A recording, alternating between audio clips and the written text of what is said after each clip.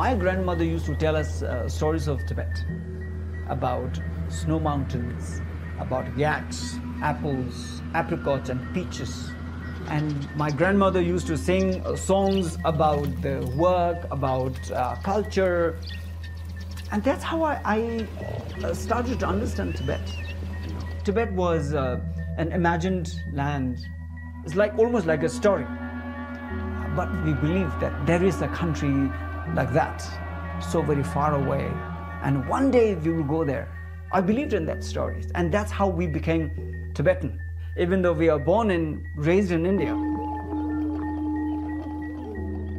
For the elder generation Tibetans, like my mother, my grandmother who came from Tibet, for them, Tibet is a memory.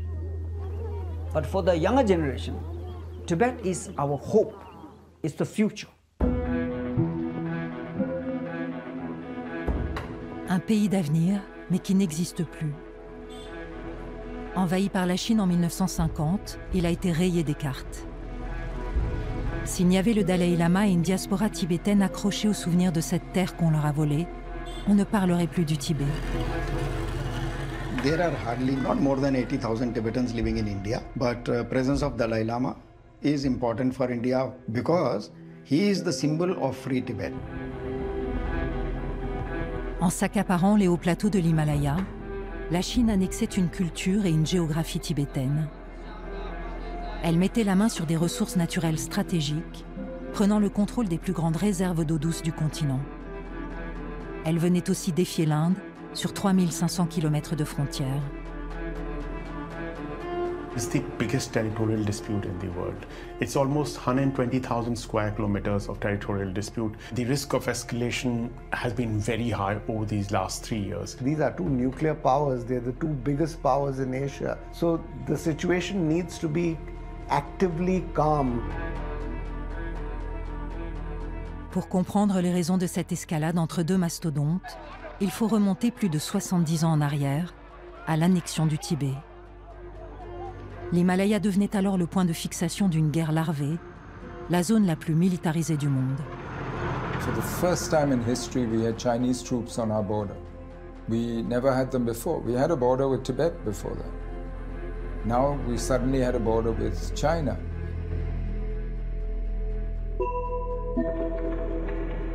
Avec cette annexion, la Chine prévoyait aussi de réduire au silence un peuple de 6 millions de personnes, unis derrière un leader charismatique, le 14e Dalai Lama.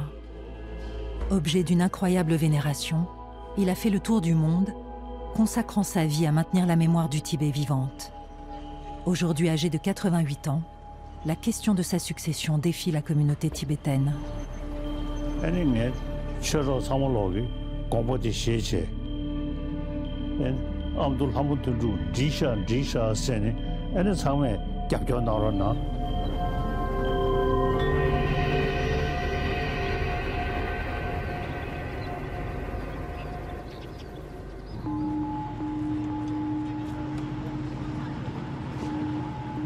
Avant d'être un homme, le Dalai Lama est un symbole.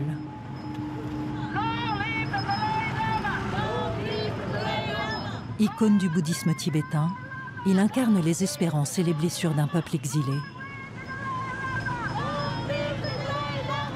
C'est l'émanation du Bodhisattva, le Bouddha qui figure la compassion ultime. Choisi dès l'enfance comme la réincarnation du Dalai Lama précédent, il est aujourd'hui au cœur d'une inquiétude et d'un chantage. Et si le 14e Dalai Lama était le dernier? The Dalai Lama's institution is not an ordinary institution. I would say that it is a little more important than the institution of Pope in Christianity or the Shankaracharyas in Hinduism.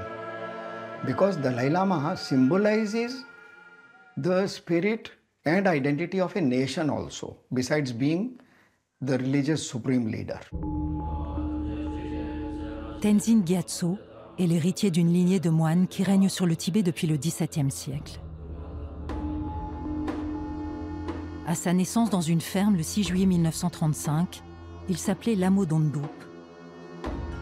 Il n'a que 2 ans quand une délégation de moines l'identifie comme la réincarnation du 13e Dalai Lama, la plus haute autorité spirituelle du bouddhisme tibétain. Les nobles et les lamas dirigent le pays selon un modèle féodal très codifié. Leur chef cumule la responsabilité politique et religieuse du Tibet. Il est appelé à gouverner depuis le palais du Potala à Lhasa. Pour les Tibétains, Tenzin Gyatso, le 14e Dalai Lama, devient un presque dieu.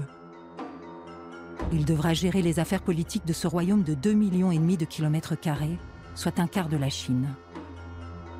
Cet immense territoire au cœur de l'Asie réunit 3 provinces, le Kham, l'Amdo et l'Utsang, dominées par les plus hautes montagnes du monde. Si au gré des conquêtes, le Tibet a successivement passé des alliances avec les puissances mogholes, mandchoues, britanniques, il est indépendant depuis 1913.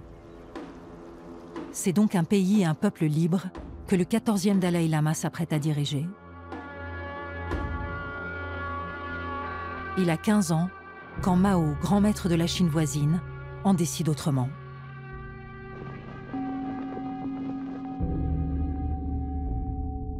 Pour Mao Zedong 来说，1949年，他建立了中华人民共和国，西藏统一了，对他来说是一个非常重要的一个目标。那么其中一个主要的因素就在于，因为西藏在中国的历史上呢，那么西藏跟中国呢都是有紧密的关系。那么当时他已经呢，有各种许诺，就是西藏呢会成为中国大家庭的一部分。They were living in isolation, protecting their religion and culture. And of course, that's a huge weakness that we were not connected to the rest of the world. We were not aware of the developments that was happening around the world. There was a League of Nations which failed, then there was United Nations, and our people had the opportunity, but we couldn't take it at the opportune moment. So we missed many buses.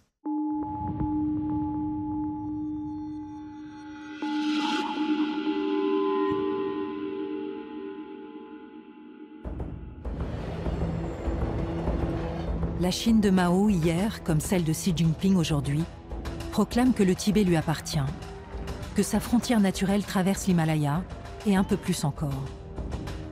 Depuis 2020, plusieurs incursions chinoises en territoire indien ont donné lieu à des affrontements meurtriers entre les deux armées.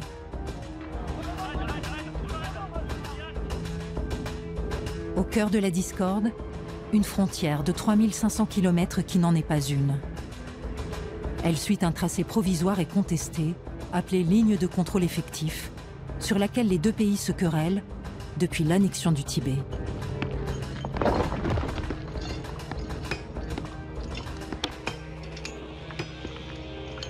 Tibet provided for kind of security for India for centuries. The British called this as a buffer zone for the British India, and it did provide for a cushion between empires. Quand il entre en force au Tibet en 1950, Mao Zedong vient d'arriver à la tête de la République populaire de Chine. Avec son armée de libération, il veut imposer le collectivisme communiste à l'ensemble de ce qu'il juge être la Chine historique.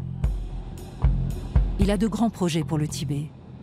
Abolir le système féodal des lamas et libérer le peuple du servage, endiguer la transmission du savoir sacré bouddhiste, s'accaparer les ressources de cet immense réservoir d'eau douce qui irrigue tout le continent asiatique.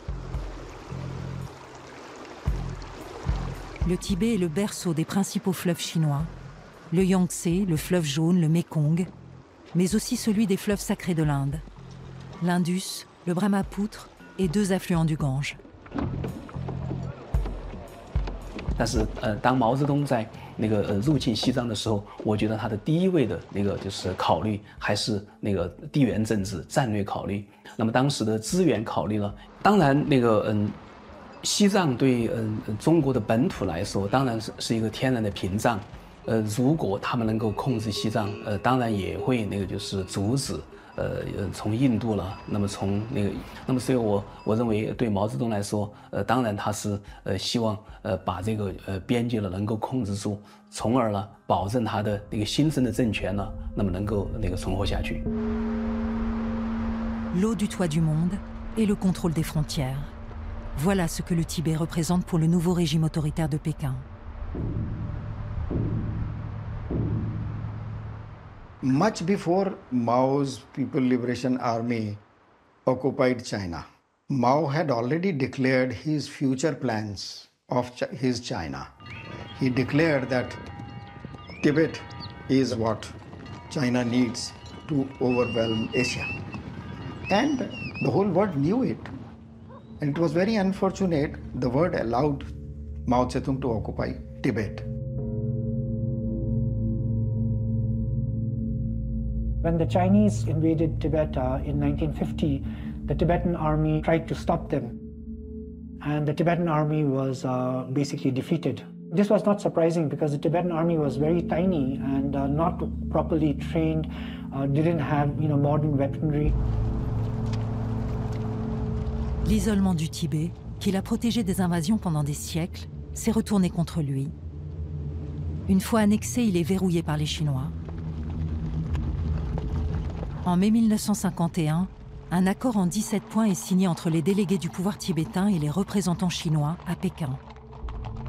Il entérine le rattachement du Tibet à la Chine et promet en retour de laisser une grande autonomie aux Tibétains et le champ libre au clergé bouddhiste. Une promesse qui ne sera jamais tenue. Maintenant qu'il est à la frontière, Mao peut défier l'Inde. Il commence par lui contester deux zones névralgiques.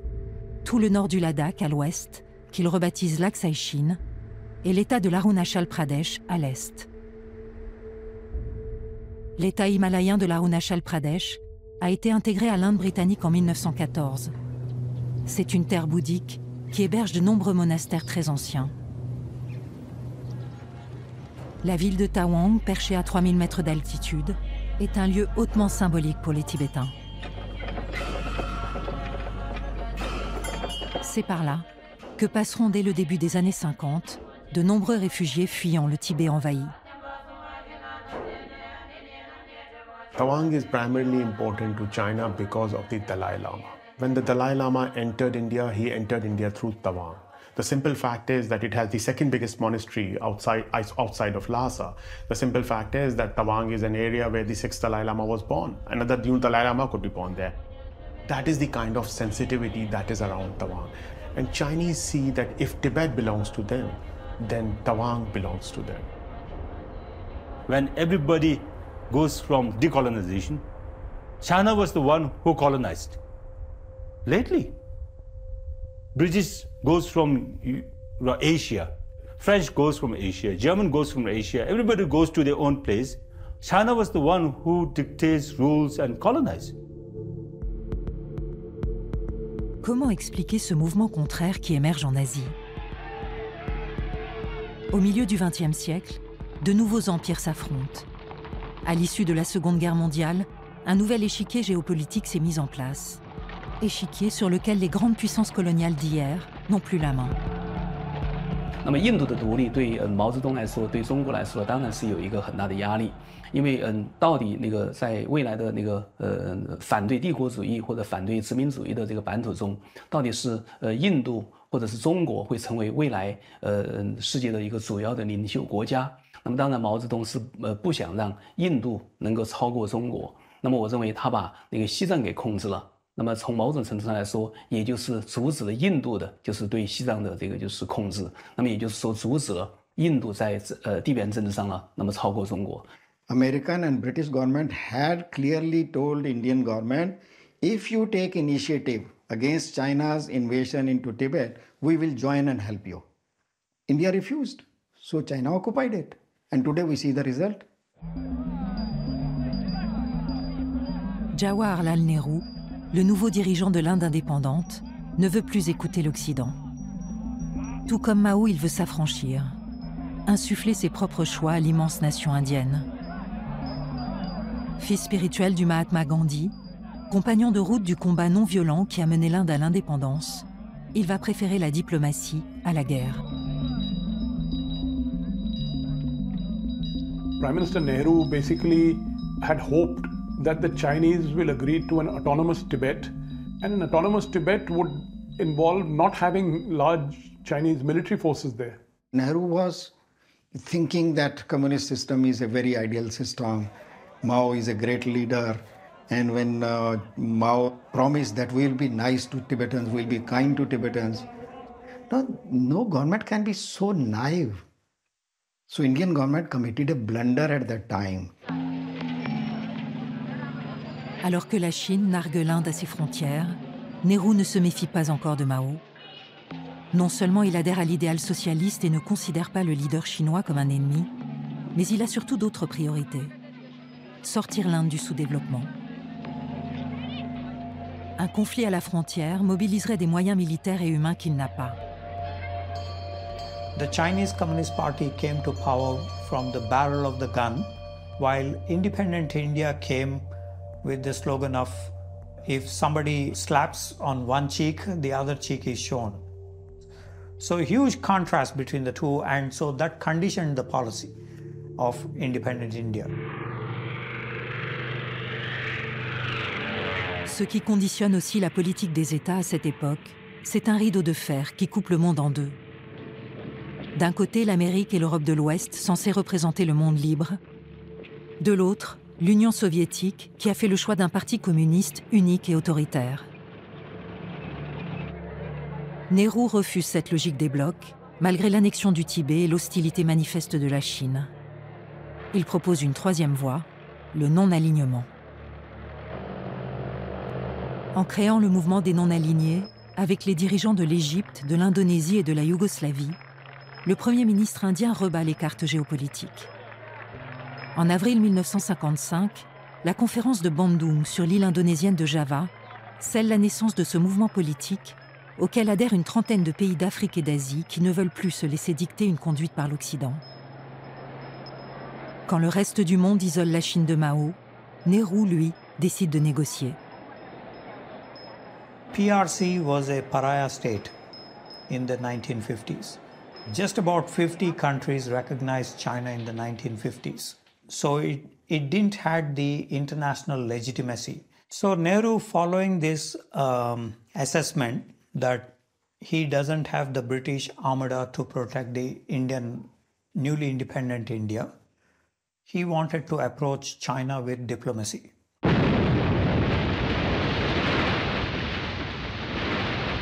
Aveuglement, trop grande naïveté. Une fois encore, Nehru tend la main à la Chine.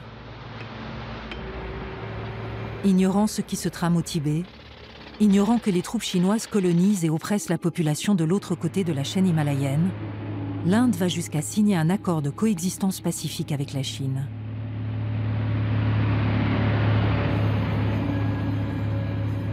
Ce faisant, elle ne s'oppose pas à l'annexion du Tibet.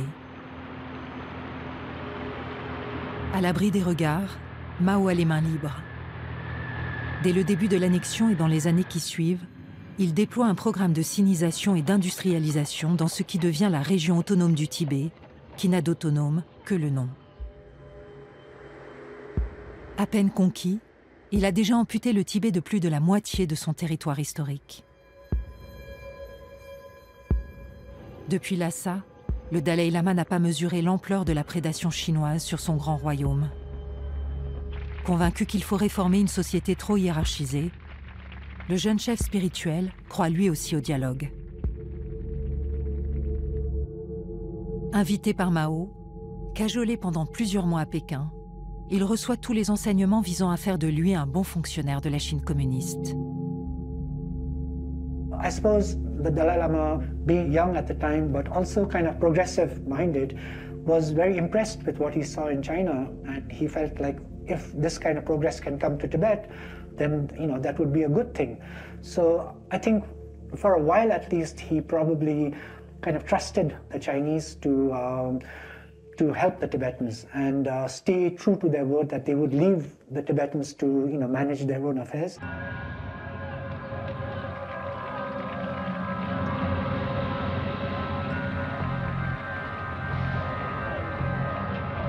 Alors que Mao a promis une libération pacifique du Tibet, son armée se met à détruire les monastères, à molester les moines, à terrifier des villages entiers. Quand le Dalai Lama prend toute la mesure de sa candeur, la disparition du Tibet en tant qu'entité culturelle et ethnique est déjà en marche.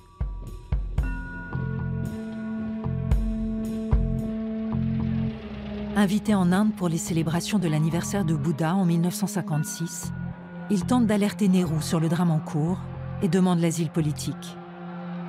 Nehru refuse, craignant de provoquer Mao alors que sa redoutable armée populaire est postée aux frontières. Débouté, le Dalai Lama retourne à Lhasa. Il sait que son peuple est désormais condamné à un choix douloureux, subir l'occupation chinoise, s'exiler ou résister.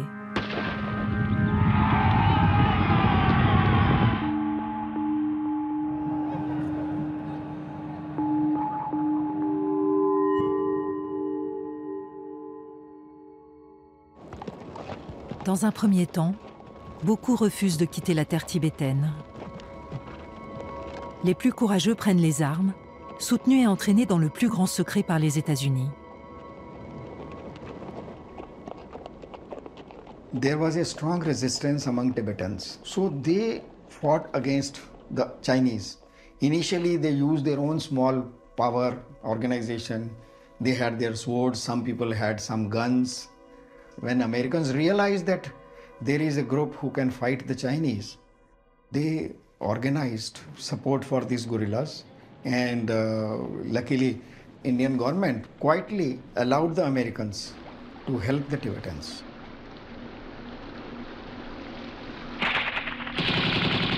The resistance was called Chushikangduk, which means 4 rivers, 6 ranges. Chushikangduk were desperate for support, and America was at the time very concerned about the rise of communism around the world, and they were looking for any groups of people who were fighting communists. So the Tibetans were part of this larger Cold War strategy. Ne pouvant pas interférer officiellement dans les affaires intérieures chinoises et indiennes, la CIA met en place un réseau de soutien clandestin. Elle planifie l'exfiltration et la formation de résistants tibétains dans les montagnes rocheuses du Colorado. Lamo Tsering, le père de Tenzing Sonam, était agent de liaison entre la résistance et les services secrets américains. My father was among the first group of people trained by the CIA in America, where my father was trained in spycraft, in guerrilla warfare, in intelligence gathering.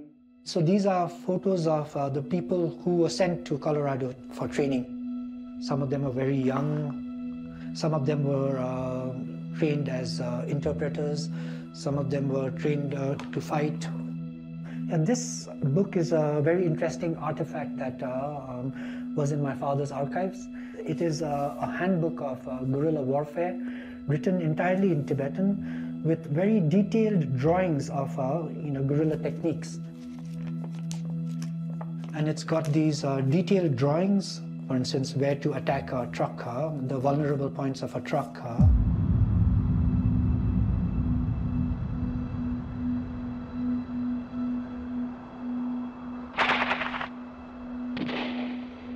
Pendant des années, la CIA soutient la résistance tibétaine, allant jusqu'à lui verser 1,7 million de dollars par an dans les années 60.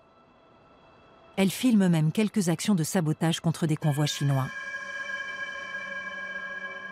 Mais cette résistance ne fait pas le poids face au déploiement de l'armée populaire qui a pris ses quartiers dans Lhasa, la capitale.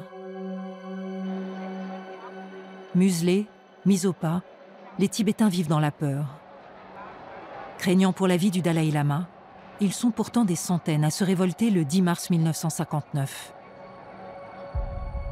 Le soulèvement de Lhasa, le premier d'une longue histoire de résistance, va être maté dans le sang. Soupçonnant un complot contre lui, le Dalai Lama prend la fuite de nuit déguisé en paysan. Il va marcher pendant 3 semaines à travers les sentiers de montagne avant d'atteindre la frontière indienne le 30 mars.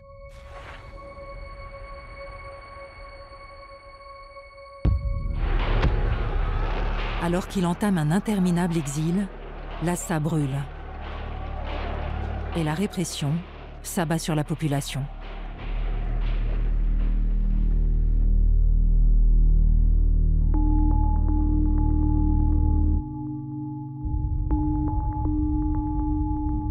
Tenzin Gyatso a 23 ans quand il entre sur la terre indienne.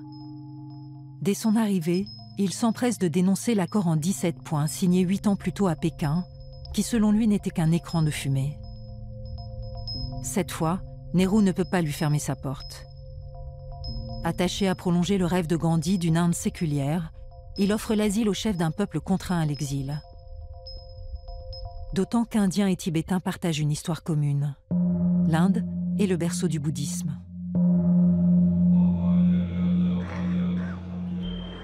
Le Dalai Lama s'installe au nord du pays, sur la colline de Dharamshala, bientôt rejoint par des milliers de réfugiés qui fuient le Tibet. C'est aujourd'hui encore le refuge et le siège politique et spirituel des Tibétains.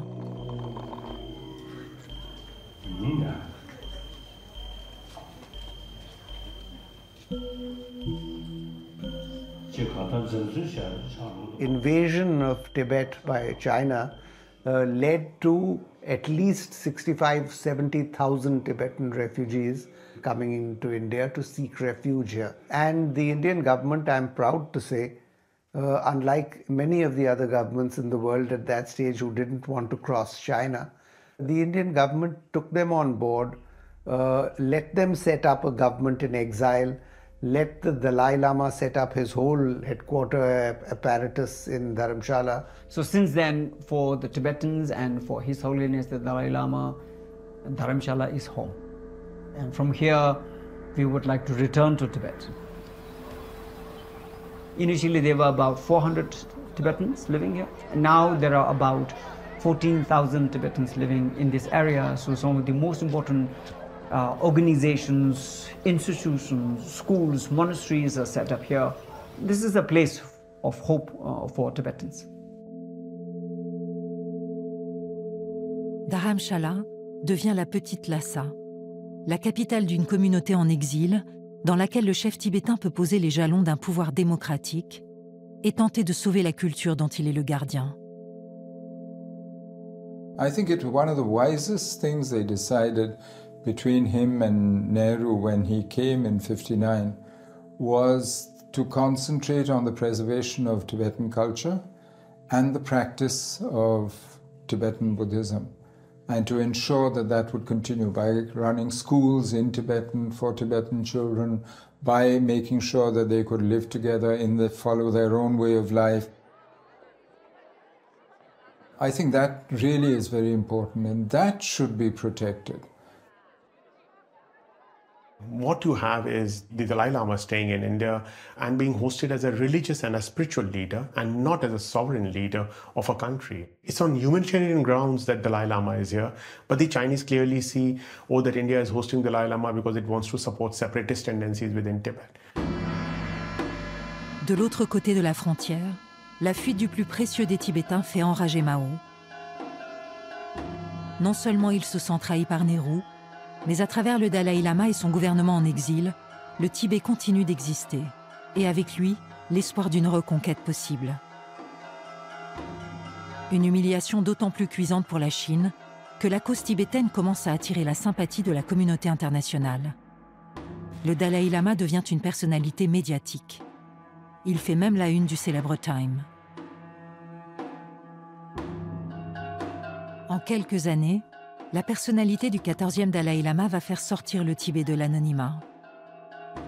Il entame une vie de tournée à travers le monde, de rencontres avec les chefs d'État, les médias, les organisations internationales, seul moyen de mobiliser l'opinion sur le sort infligé à son peuple. À Dharamshala, des milliers de réfugiés, de pèlerins, de célébrités veulent le rencontrer. Le gouvernement tibétain prend ses quartiers en exil, soutenu financièrement par l'Inde, les États-Unis et bientôt par des fondations caritatives. Avec 300 employés, un budget de 14 millions de dollars par an, il vit sous perfusion internationale. Ne pouvant former un État dans l'État, le Parlement tibétain ne gère que les affaires internes de la communauté. L'Inde se réserve toutes les questions régaliennes. Parliament was the first institution after the government was set up. And then I think over the years, they tried to think about, a future polity for Tibet. When I see His Holiness, since he was both the political and the temporal head, he kept consulting and talking with people around him to see how we can keep changing the way we are, adapting to the environment outside and also keeping our culture alive.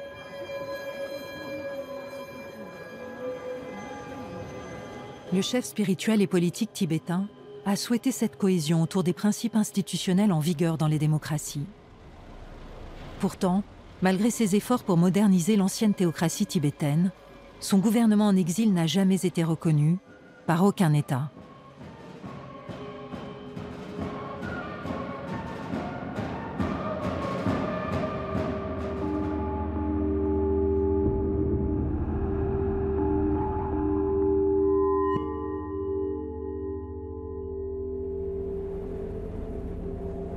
Faute de pouvoir arrêter le Dalai Lama en plein territoire indien, le bras de fer qui s'engage alors entre la Chine et l'Inde sur la question du Tibet se cristallise à la frontière. Mao, poursuivant sa conquête à grand renfort de troupes armées, multiplie les provocations. En 1960, il va jusqu'à envoyer des émissaires à New Delhi pour exposer aux Indiens le nouveau tracé de la frontière tel qu'il l'envisage entre les deux pays. Des négociations qui relèvent d'une mascarade. Ideally, they should have used, through negotiations, settled their boundary. But that didn't happen. The Chinese, they decided to keep quiet about the boundary for a while. And the Indians felt that if the Chinese were keeping quiet, maybe it is because they accept the boundary. But in 1959, suddenly the Chinese turned around and said that, actually the whole boundary is disputed. But by that time, they had occupied important parts of Ladakh. They'd built a road through it. The Indians hadn't figured it out till 1957-58. And while all this was going, they were trying to exert their claims. La Chine a une stratégie pour mettre les Indiens devant le fait accompli. Elle construit des routes à très haute altitude, là où personne ne la surveille. Nehru est pris de court. En arrivant au pouvoir, il n'a pas pensé à développer un réseau routier en Himalaya. Il n'en voyait pas l'utilité dans une région hostile et peu habitée. Mao s'est engouffré dans cet angle mort. Il sait à quel point le contrôle des routes est essentiel pour sa politique de colonisation. Chinese actually reveal the extent of their claims, which is all of what is now Arunachal and Aksai Chin. And the troops started being in more immediate contact. Now, both sides then tried to move towards the line that they thought was their boundary, and this led to clashes.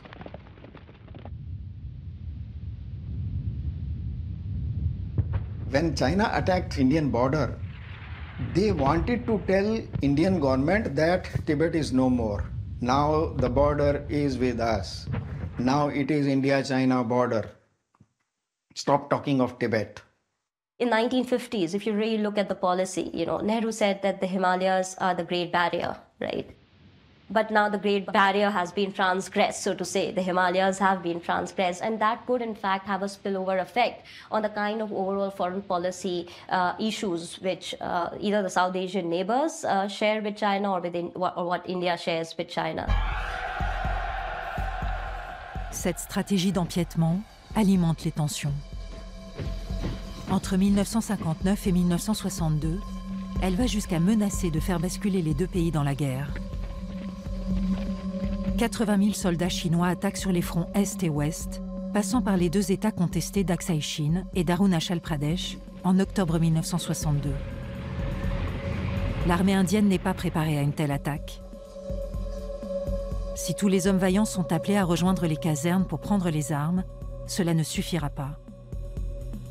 Face aux troupes chinoises, la déroute indienne est humiliante. Près de 1000 soldats sont tués, 10 000 sont faits prisonniers. Nehru se tourne alors vers son ami américain. Les circonstances contrarient sa logique de non-alignement. Il est évident que devant le grave danger qui nous menace, nous devons recevoir une aide de l'étranger. Mais les pays qui nous donnent des armes reconnaissent notre politique de non-alignement. Ce qui est sûr, c'est que nous ne pouvons pas nous soumettre. Car si nous sommes engagés dans une guerre, je ne veux pas qu'elle dégénère en un conflit mondial. Au même moment, John Fitzgerald Kennedy est plongé en pleine crise des missiles russes en route vers Cuba. La guerre froide est à son paroxysme. Le destin du Tibet à la frontière sino-indienne ne fait plus partie des priorités de l'Amérique. Elle envoie toutefois du matériel militaire et des armes. Pas assez pour mettre fin au conflit entre les deux géants asiatiques qui devront trouver la solution tout seuls.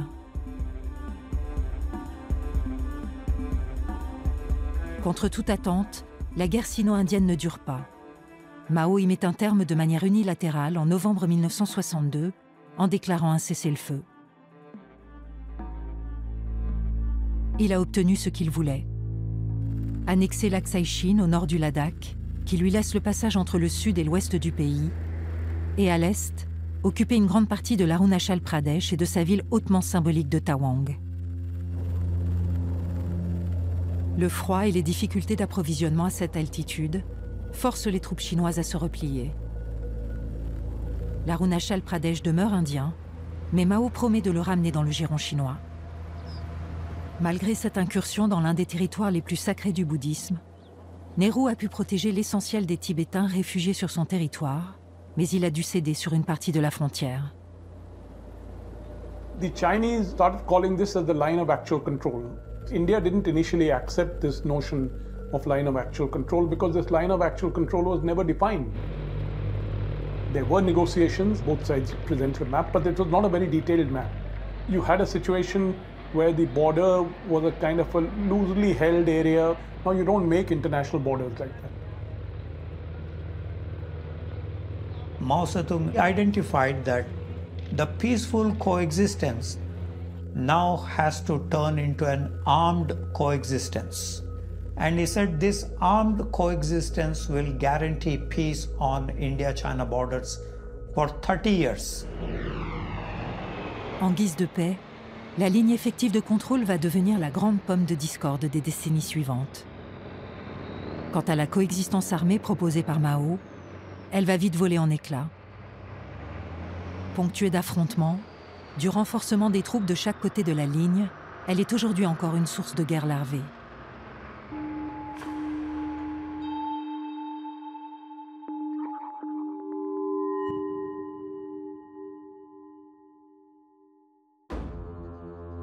Indirectement, ce compromis frontalier très approximatif est fatal pour le Tibet.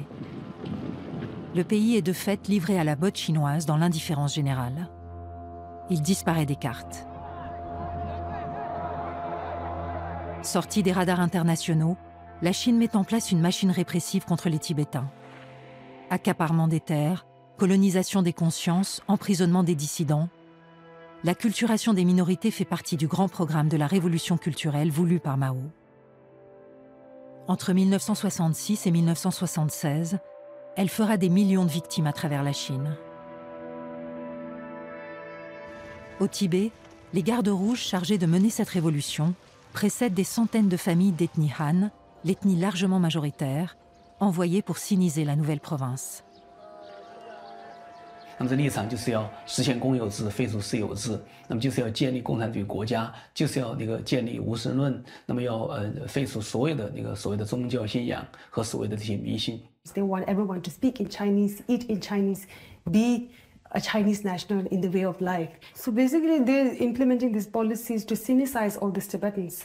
They're trying to convert all Tibetans and people of ethnic minorities into one Chinese nation where everyone is loyal to the party government, where everyone will not criticize the government, or where everyone will obey whatever the Chinese government tells them to do. Why is China building a hard authoritarian security state? Because Chinese society, the economy, are less governable in a sense, especially in areas where China sees people as having external loyalties, external to China. Islam, in the case of Xinjiang, the Dalai Lama and the exile community in the case of Tibet, and this is internally driven. Quant au clergé bouddhiste, il est décimé. Monastères et cérémonies religieuses sont passés au crible de la propagande. Le Dalai Lama devient l'ennemi à bannir des consciences. Pour les Tibétains qui continuent de le vénérer, il devient une icône clandestine qu'ils doivent cacher pour ne pas être arrêtés.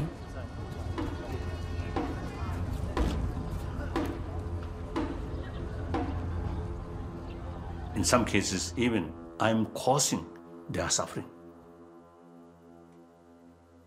They have so much devotion, and devotion towards the Dalai Lama is crime, and sufficient to get punishment.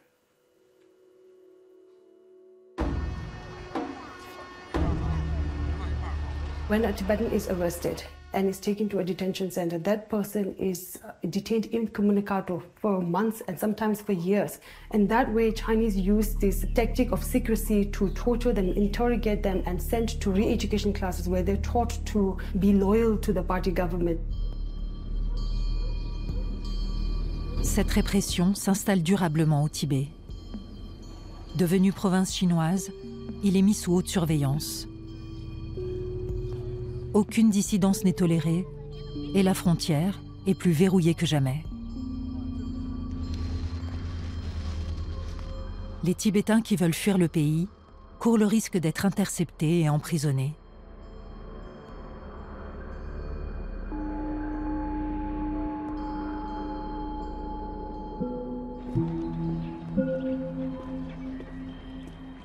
Ils sont d'ailleurs de moins en moins nombreux à tenter de franchir cette frontière.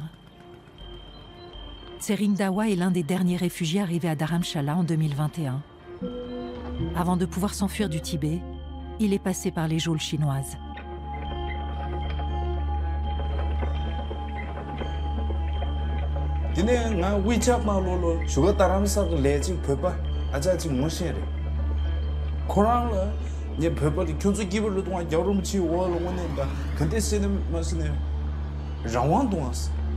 Freedom to do Matul free yo martas yu. Diduma. Nge di love di jawung den dang ge di kha ko dong wa. Tingga ma ge ni nga zunju che ste.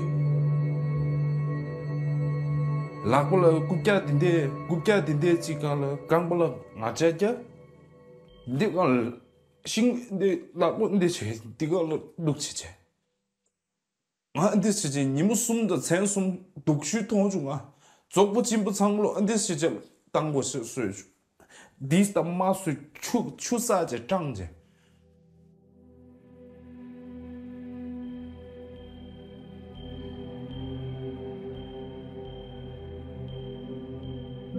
배다 야가디 저와 지초면서 쪽도 시에고 더 건쪽도 nge WeChat nalo dil che jawa chekyo Dharamsala jawa acha dil jawa chekyo dila ango joge A4 shugu kala di getting di yito kan pop ne geje kangwo jeje redri bu geje tik du ji je nga kai ji ga pige jawa che yumzen khari ba tik kang chuk de pige la senda khari che yo ni 안에 호전 안치네 nga pige da dojukji juwa da dinalo taji shugyo de gere. L'objectif des services de sécurité chinois, que le monde en sache le moins possible sur ce qui se passe au Tibet. Mais l'esprit de résistance est tenace et quelques Tibétains prennent d'énormes risques pour transmettre des nouvelles au monde extérieur.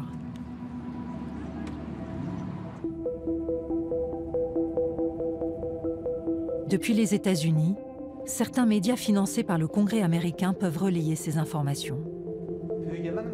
À Washington, Radio Free Asia est la porte-voix de la cause tibétaine.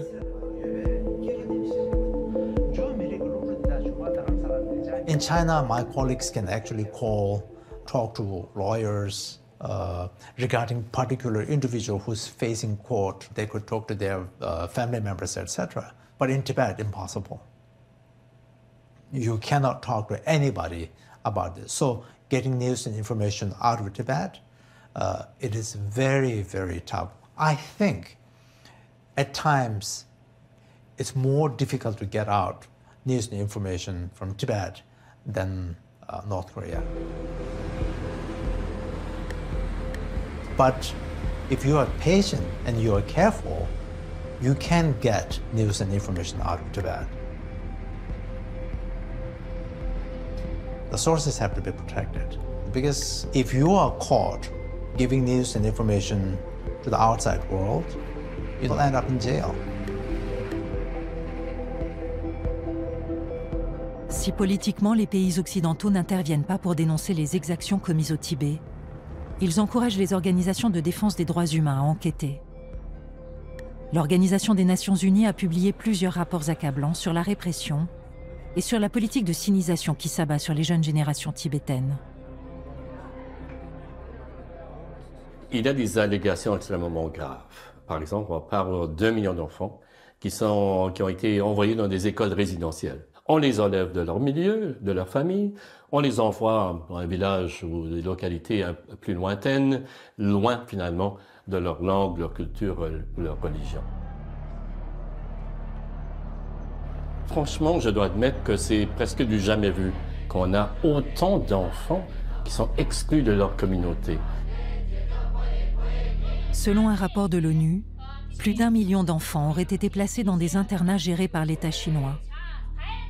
Arrachés à leur famille dès l'âge de 5 ans, ces jeunes Tibétains sont convertis à l'idéologie communiste et perdent leurs repères traditionnels.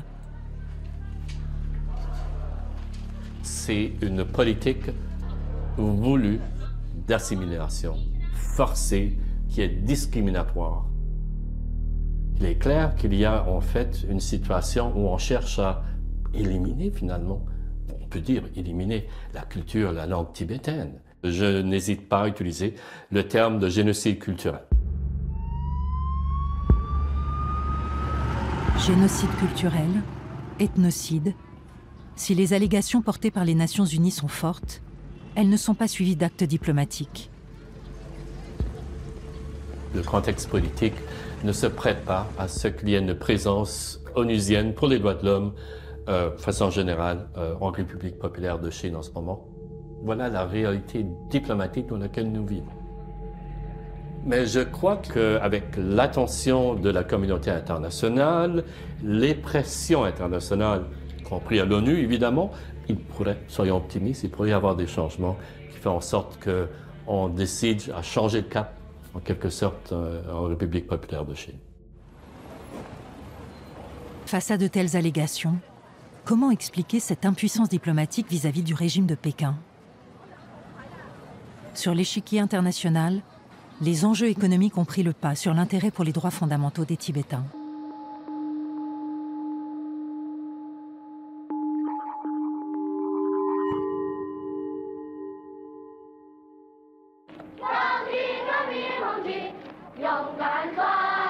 En Occident, dès la fin des années 60, les théories du libéralisme économique triomphaient de l'idéologie de la guerre froide.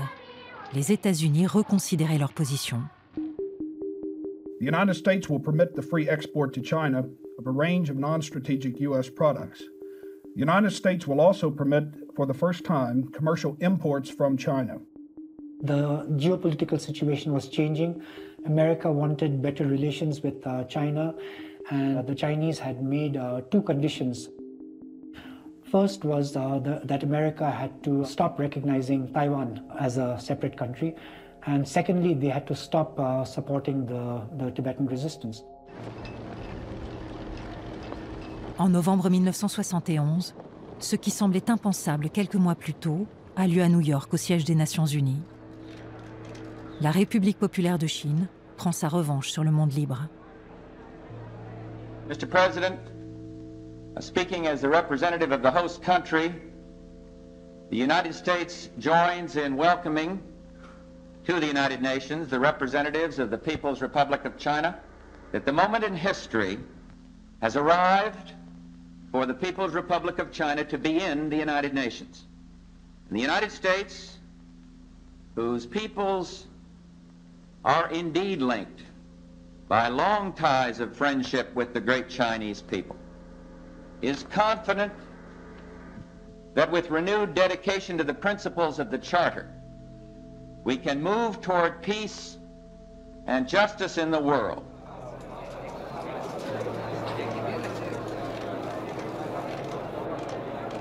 The Tibetans, of course, felt completely betrayed. because in their minds, the CIA was the American government, and the American government was supporting them to win back Tibet's independence. And so this was, a real betrayal. Ce revirement des États-Unis est un camouflet pour le Tibet. Il est officialisé et assumé par Richard Nixon 3 mois plus tard, alors qu'il se rend en Chine rencontrer Mao Zedong pour une poignée de main qui entre dans l'histoire. At the time, they thought that they are going to use China's massive population to work for America. And China offered United States in that way, that we have too many mouths to feed and you have too many extra dollars. You can invest in China and we will produce whatever you wanted without you having to dirty your hands. Mao l'avait compris avant tout le monde. Personne ne refuserait bien longtemps ce que la Chine avait à offrir. Avec cette poignée de main, il ouvre la porte d'un immense marché et d'une main-d'œuvre à bas coût. Adieu la guerre froide et l'acharnement contre les communistes. Devant ce qui deviendra bientôt le plus grand atelier du monde, que pèse un territoire annexé de 6 millions de personnes. Lâchée par ses derniers soutiens internationaux, la cause tibétaine entame une longue traversée du désert. À Dharamshala, le gouvernement en exil continue d'y croire, préparant toute une génération à gouverner. The sole mission for us, being in India, is to restore freedom. We cannot be the weak people. To restore freedom, the movement needs healthy people, educated people, professionals. So therefore, we have to amplify our voice, our narrative to the outside world, and it should be visible. And so far, it is visible. Pour rester visible, pour ne pas tomber dans l'oubli, la diaspora tibétaine se mobilise, d'abord en Inde, puis dans les capitales du monde. La date du 10 mars, date du soulèvement de Lhasa en 1959, devient le symbole de la lutte mémorielle. Mais pour que le Tibet revienne vraiment dans le débat, les manifestations ne suffisent plus. Il faut que le chef spirituel et politique sorte du silence. Il le fait en juin 1988. Conscient que la Chine est devenue un interlocuteur économique de taille, le Dalai Lama doit faire des concessions.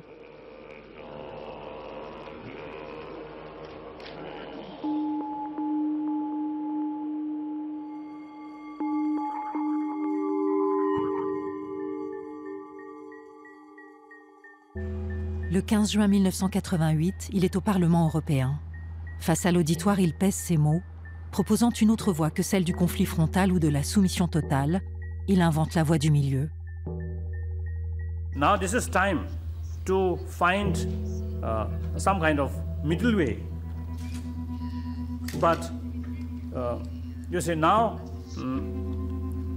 Tibetan people, inside as well as outside, you see, actually, they want, this is separate, complete separate from China, separation from China. But obviously, you see, it is difficult to do that. Réclamer l'autonomie et non plus l'indépendance. La nuance peut sembler anecdotique, elle bouleverse en réalité la conception de la lutte organisée jusqu'ici contre l'envahisseur chinois. Demander l'autonomie, c'est reconnaître que le Tibet fait partie de la Chine, même avec un statut différent. Renoncer à l'indépendance est une grande concession faite au régime chinois. D'abord choquant pour une partie des Tibétains en exil, le concept de la voie du milieu va peu à peu infuser au sein des instances politiques qui se rangent finalement derrière le chef charismatique. If somebody asks me, you want independence? Of course, of course I want independence. But when you are negotiating with somebody who is the power dynamics is totally unbalanced, and they have Tibet, they have illegally occupied Tibet, then we have to think of a mutually beneficial solution. So I think that must have been in His Holiness's mind also. I think middle way approach, it's a good approach. 那么我相信呢，达赖喇嘛呢是对中共的现任的领导人呢是没有信任的。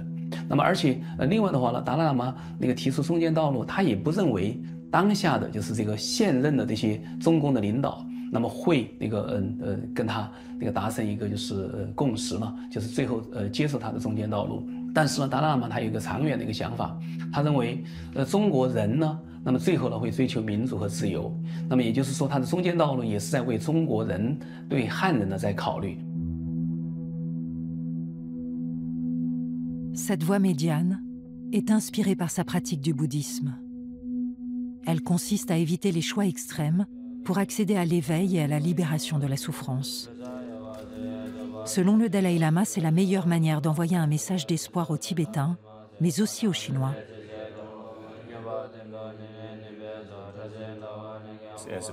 En tant que bouddhistes, nous respectons toujours les droits des autres. Nous ne sommes pas rancuniers, nous ne sommes pas pleins de colère, et nous ne sommes pas contre notre voisin. Je crois en la détermination de l'homme.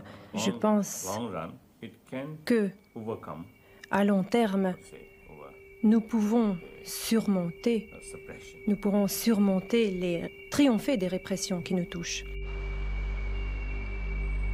En septembre 1987, devant le Congrès américain, le Dalai Lama propose de faire du Tibet une zone de paix démilitarisée.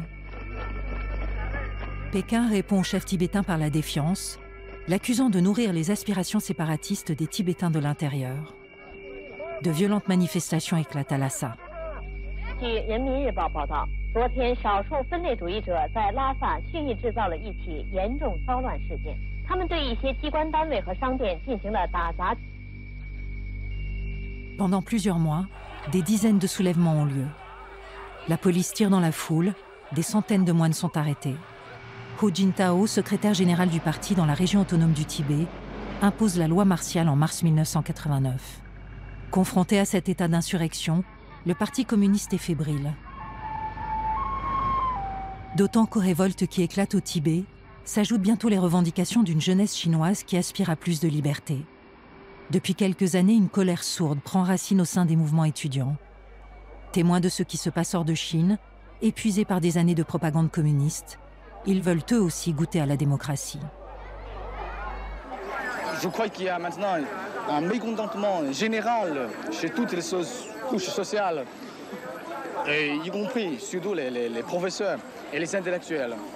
Là, il y a un consensus même sur ce problème. Et maintenant, nous sommes dans la rue pour supporter les étudiants et aussi pour manifester notre volonté que le gouvernement doit prendre le dialogue immédiatement et continuer sa réforme politique. Personne à l'extérieur n'avait vu venir ce printemps de Pékin. Personne ne pouvait imaginer que Deng Xiaoping, le nouveau maître du Parti communiste, allait ordonner d'abattre de jeunes Chinois au cœur même de la capitale.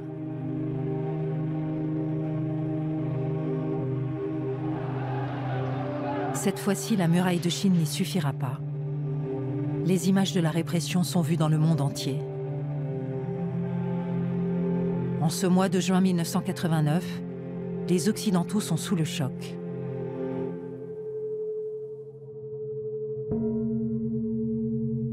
La condamnation de la répression sur la place Tiananmen est unanime.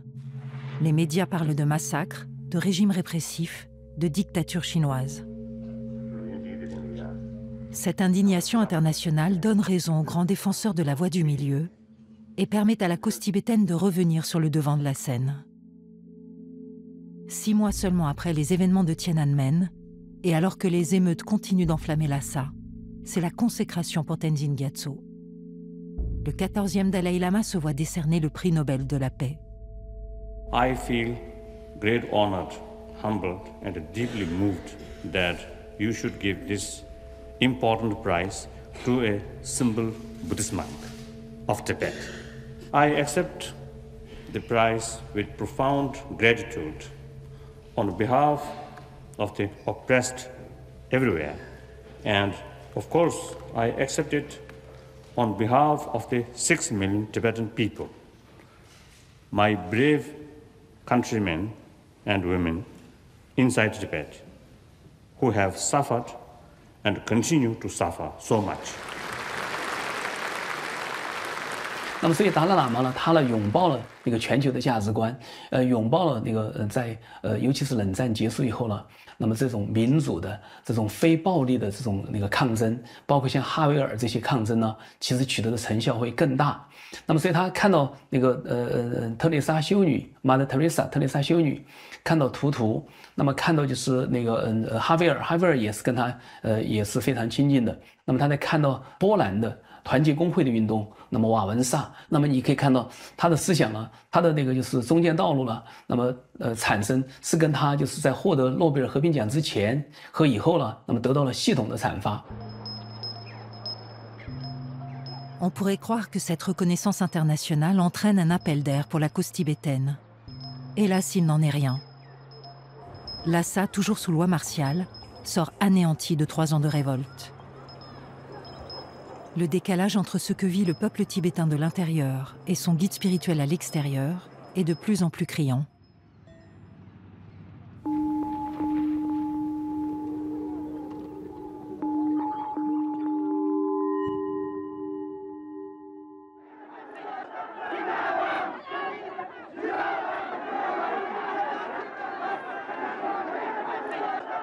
À Dharamshala, le gouvernement en exil a toutes les raisons d'être inquiet. D'autant que l'Inde, son soutien indéfectible, est en train de repenser sa relation avec le voisin chinois. Narasimha Rao, le nouveau Premier ministre indien, est un réformateur. Il veut à tout prix faire entrer l'Inde dans le grand marché mondial. Il lui faut donc commercer avec la Chine. Et pas de commerce sans accord sur les frontières. Or, souvenons-nous, depuis Mao et son tracé unilatéral dans l'Himalaya, rien n'a été réglé. Le long de la ligne de contrôle effectif, les deux armées se regardent en chien de faïence depuis 1962. Pour amorcer leurs relations commerciales, l'Inde et la Chine signent un accord de paix et de tranquillité en septembre 1993. L'Inde accepte le terme de ligne de contrôle effectif, mais aucun document ne scelle son tracé définitif sur les cartes. Encore une occasion manquée? Le flou reste de mise. Pour le moment, il profite au commerce, mais sûrement pas au destin du Tibet. Avec les années 2000, l'économie triomphe de la géographie. Elle devient le grand curseur de la politique internationale.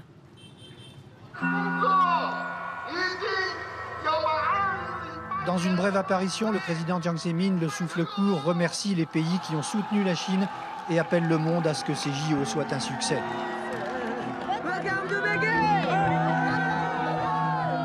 En juillet 2001, quand le Comité international olympique choisit la candidature de Pékin pour organiser les Jeux olympiques de 2008, c'est la consternation dans le camp des défenseurs des droits humains.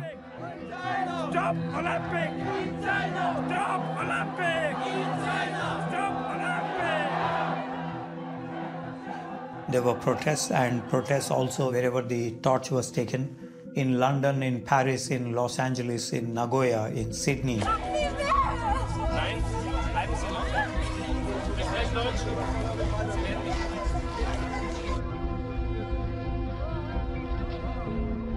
All these protests erupted between Han Chinese and the Tibetans.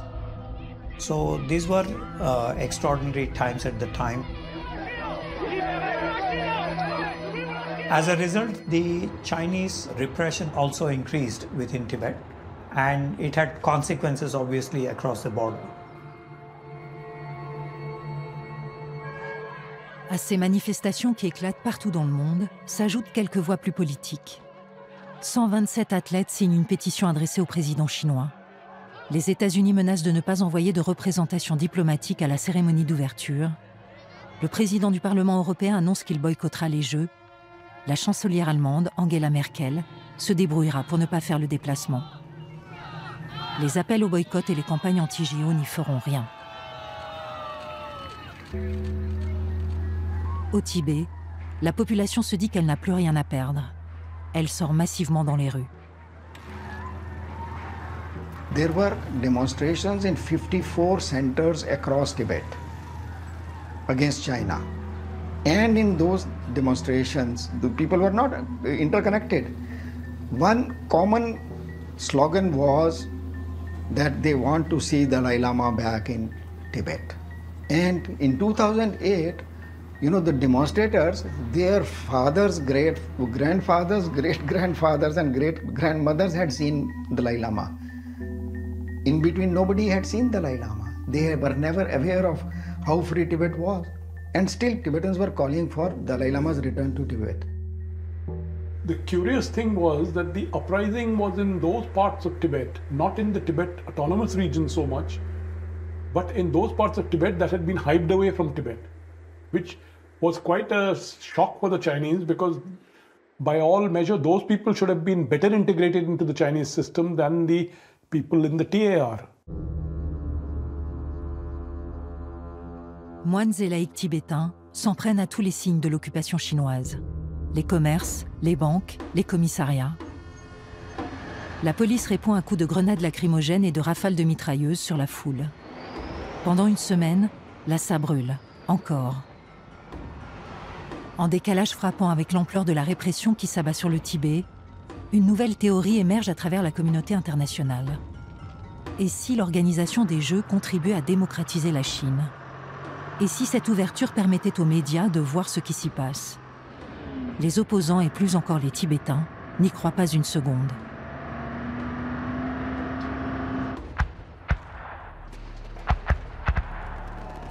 Les Jeux Olympiques de 2008 sont un succès.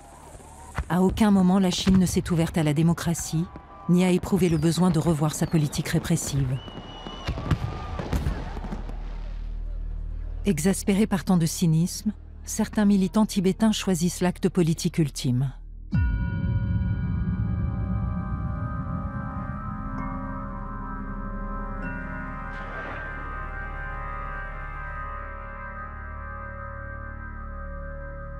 The most difficult in my career was covering the news and information about over 160 Tibetan self-immolations. That was tough because I'm a journalist, but I'm a human being, I'm a Tibetan. Some of those self-immolators are not older than my kids.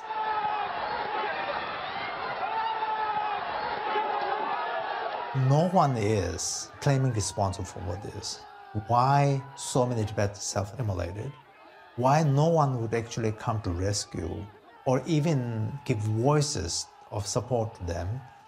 I think it's natural that people resort to these very drastic actions, you know.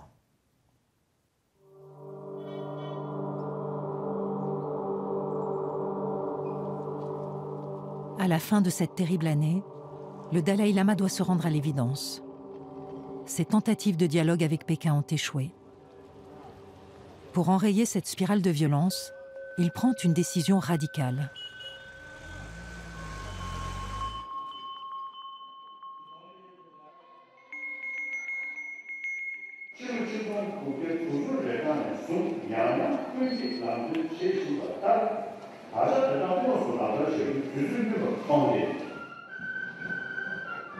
C'est décidé, Tenzin Gyatso renonce à son poste de chef politique. Désormais, il ne sera plus que le guide spirituel des Tibétains. La majorité d'entre eux vit ce retrait comme un abandon. C'est en fait un message très fort envoyé à Pékin. He always says that now I'm 70 years old, I'm retiring. And it's high time for Chinese Communist Party to retire because they are also aging. And if you retire with grace, it'll be a legacy. He suddenly announced that I am giving up my political powers to the elected representatives of Tibet. I will keep only spiritual powers. Do you think it is only a monk talking of giving up his power? No. It's a political leader, a statesman, a strategician who is thinking of Tibet's future. This is something very unique he has done. Le 14e Dalai Lama est en avance sur son temps. Il estime que sa fonction héréditaire n'est pas forcément compatible avec la modernité.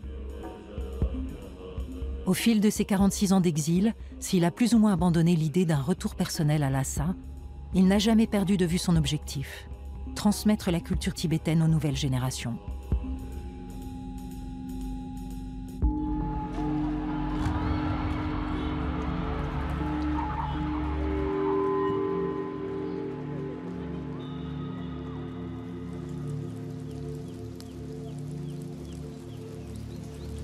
This poem is called When It Rains in Dharamshala. Every evening I return to my rented room, but I'm not going to die this way. There has got to be some way out of here. I cannot cry like my room. I have cried enough in prisons and in small moments of despair. There has got to be some way out of here. I cannot cry. My room is wet enough. Profondément ancrée à l'intérieur du Tibet et dans cette communauté en exil, la culture tibétaine est bien vivante.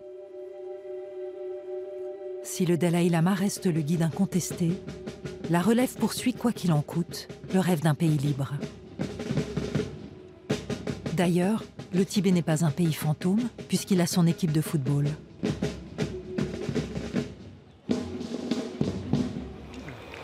Thank you very much. Tashi Delek, this tournament represents so much more than a game. Tonight, we will celebrate two unique and fantastic cultural identities, Tibet and Sapmi. Kunifa is a global celebration of cultural identities, and there are so many cultural identities all over the world. And some of them, they don't have a recognized country. Tibet is one of them. So for us, we don't care if they have a country or not. They are recognized people, and that's who they represent when they participate in Kunifa.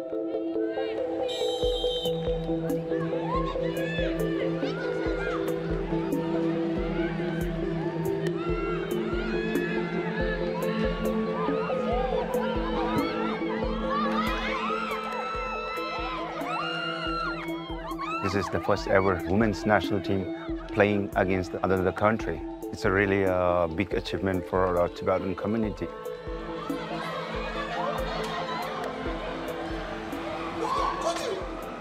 It's beyond sports.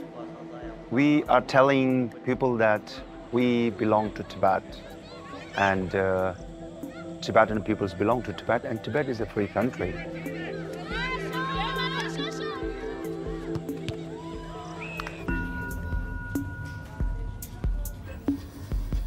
Une équipe de football, des écoles, une chaîne de télévision, un parlement. Le gouvernement tibétain est conçu pour diriger quand le jour tant attendu du retour sera venu. Pour beaucoup, il n'y a pas de doute, ce jour arrivera. Mais le temps presse. Le 14e Dalai Lama a déjà prévenu qu'il fallait se préparer à sa disparition. Au sein de la communauté tibétaine, son départ laisse craindre un immense vide. It becomes unpredictable what happens once His Holiness is not there. Will struggle remain peaceful or not? No Tibetan has such moral authority over the Tibetan population, both inside and Tibet, like His Holiness. The vacuum of that moral authority could be very unpredictable, not only for the Tibetans, but for the Chinese as well. That is why they want the next Dalai Lama to be born, identified, certified, and installed by the Communist Party of China. In 2007, they made a law which makes it compulsory for every reincarnate Lama to take new birth after permission from the Communist parties or getting license from the Communist Party. Can you imagine a Communist Party issuing license to reincarnation of a religious leader? Depuis des années, prendre la main sur le cycle de réincarnation des Dalai Lama fait partie du programme de sinisation de Pékin. Pour éviter toute spéculation, la Chine a déjà annoncé qu'elle s'occuperait d'identifier le prochain leader bouddhiste sur le territoire chinois. Mais d'autres théories émergent. The Dalai Lama himself has given at least 3 solutions. He said that maybe I will nominate the next Dalai Lama in my lifetime. He has said maybe the next Dalai Lama might be a female Dalai Lama. And he has said that maybe there will be 2 Dalai Lamas. I suspect China will nominate a Dalai Lama, and India will also, if it has not already done so, nominate a Dalai Lama as well. And there will be this dual sort of conflict that will take place.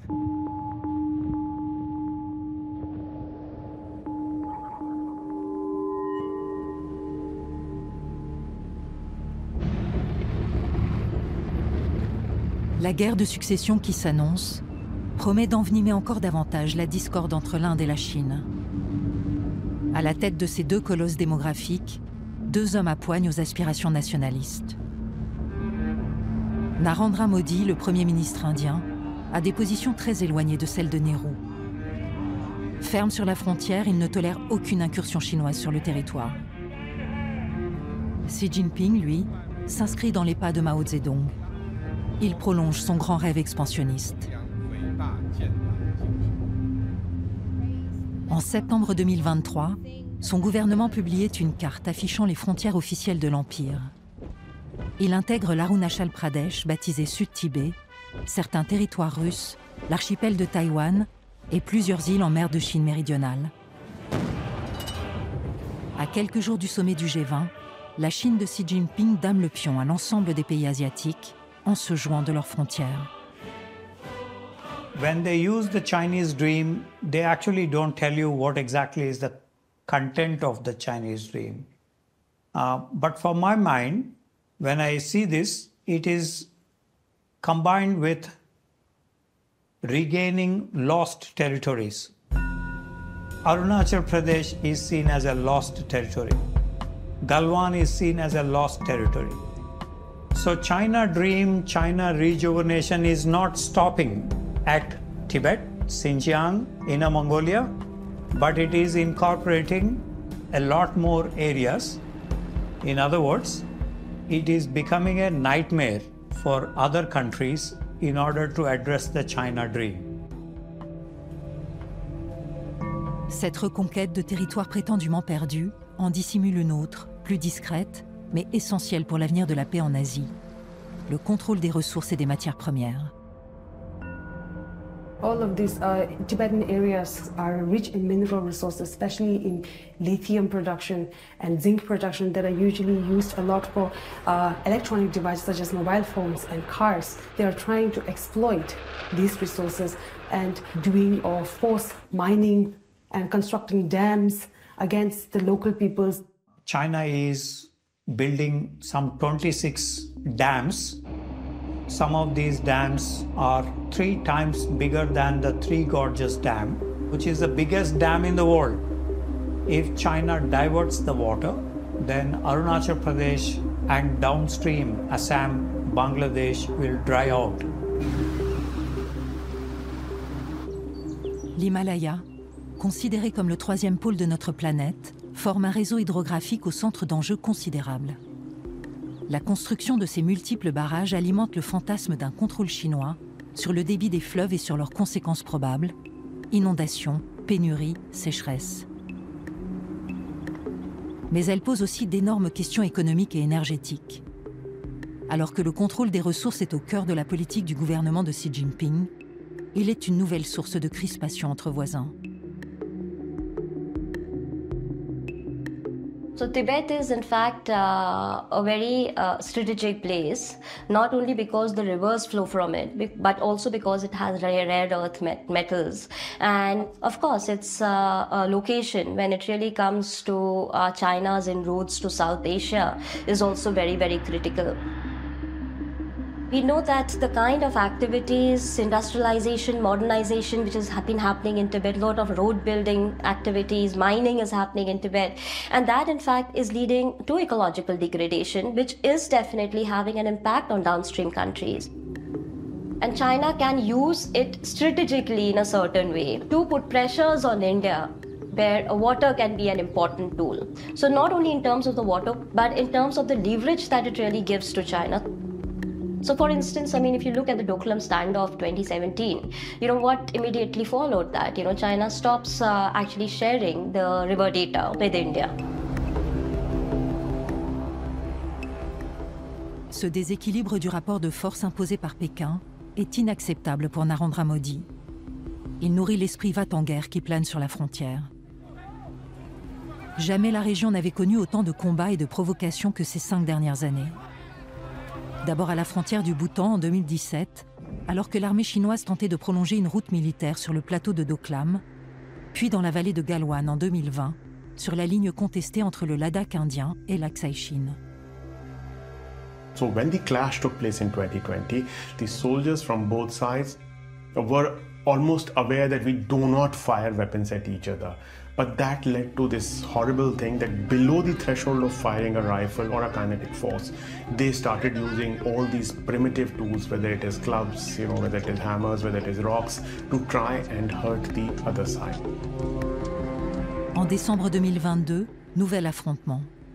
Dans l'Arunachal Pradesh, cette fois, tout près de la ville de Tawang, revendiquée par les Chinois, alors que l'Inde renforce ses troupes pour la défendre.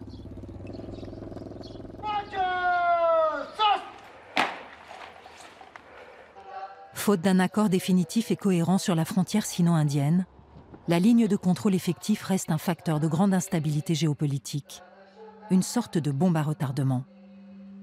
Actually, China has its very big reasons not to let the borders be defined, because China has a very aggressive policy of occupying, slicing, going ahead. If China, India had decided, okay, McMahon line or this line is our border, whole world would have known it. And China cannot go beyond it. That puts limits of China's aggression if the border is defined. So China has deliberately kept these borders unsettled, because Chinese traditional policy is act only when you are in a position to win. 1/8 of population lives in China, 1/8 of world's population lives in India. So the Western countries should be concerned about this region, because it has to be seen as just beyond a geopolitical theater. It's also a human issues theater, it's also a geoeconomic theater, it's also a theater for the kind of future that the humankind will have.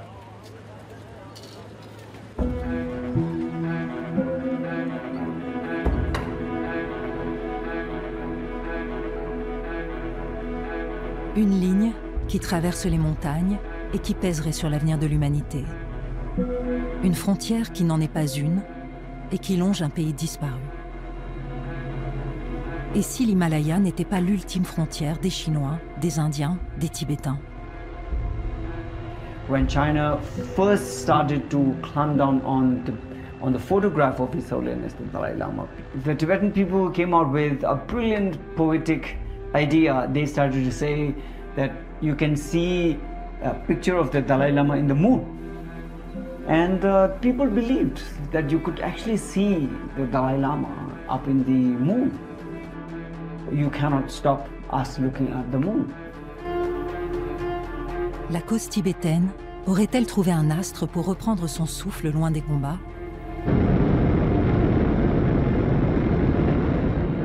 Le 23 août 2023, le module indien Chandrayaan-3 se posait sur le pôle sud de la Lune pour la première fois.